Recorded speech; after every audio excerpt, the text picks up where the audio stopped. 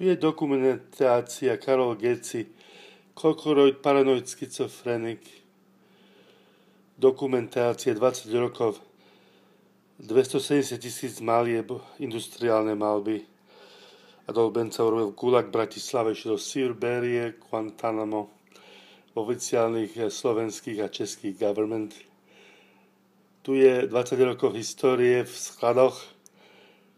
Tisíce ľudí to videli, tady to v Bratislavách. Panica Slovenska, Tkáč, doktor Tkáč, doktor Klimár, Masaryková cena, Klimár, Miro Smolák, Bratislava. Začína sa ukazovať pravda, sensibility a sila autora maliar moderného času, že on takto trpel.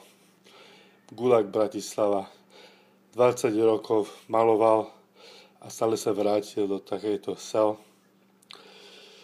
Toto je v miliónnych kontrakt, bol na 2500 na mesiac, nikdy to nedostal, 20 rokov.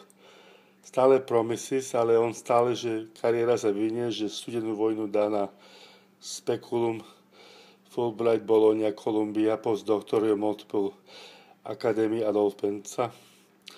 Teraz dokumentuje históriu, keď je na rakovinu chorý a mŕtvy, zanedbaný týmito krimináli, osúdený na kontradikcie, blbosti, pathogenic klamárov a murderers.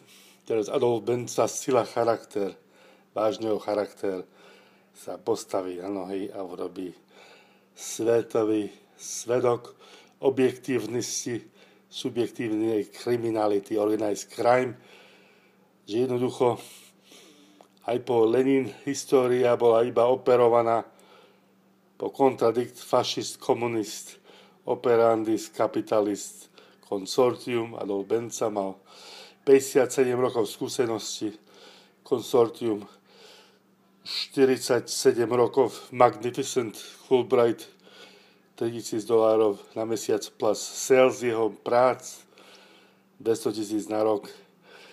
Posledných 20 rokov katastrofa tohoto monstra Karol Geci a jeho autodidakt, paranoid schizofrenik, vrah a tá Katarína. A je do histórie, že tieto gangstri Dunajskej Stredy operovali celý čas nad živom Bencov. Tu sú dokumenty tohto monstrum a čo on prežil, čo prežíva s manželkou v Amerike teraz, že je sám z Amerike s manželkou, je tam dôvod a teraz ide to na vrch sveta.